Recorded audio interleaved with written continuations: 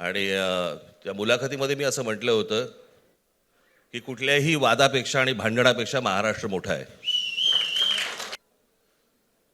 कोण किती जागा लढवणार, आकडा काय, हा नाही सांगणार तुम्हाला.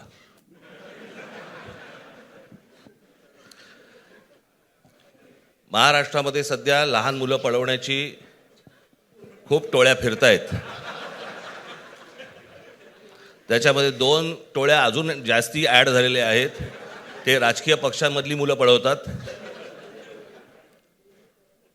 आणि जे निवडणुका लढवणार आहेत त्या लढवणाऱ्या सर्व उमेदवारांना दोन्ही पक्षांकडनं उमेदवारी दिली जाईल. ती कधी भरायची, केव्हा भरायची ते आपल्याला कळवलं जाईल.